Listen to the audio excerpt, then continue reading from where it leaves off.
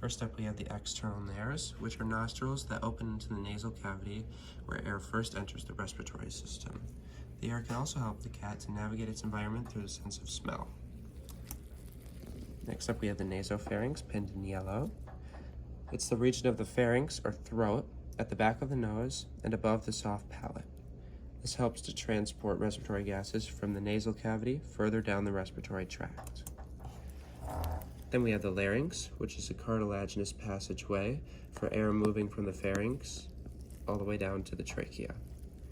Inside the larynx are these vocal folds, which are muscular membranes that produce sound when air is moved through. Next up, we have the trachea, which is a large membranous tube reinforced by rings of cartilage, extending from the larynx all the way down to the bronchial tubes and conveying air to and from the lungs. The bronchial tubes are these white passageways right here. They're small respiratory passages that connect from the trachea to the lungs.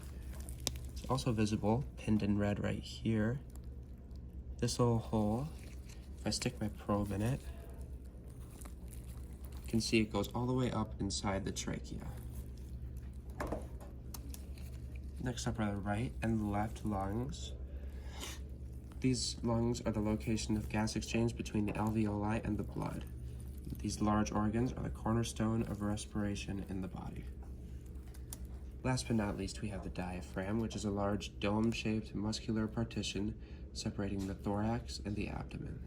It plays a major role in breathing as its contraction increases the volume of the thorax, which inflates the lungs.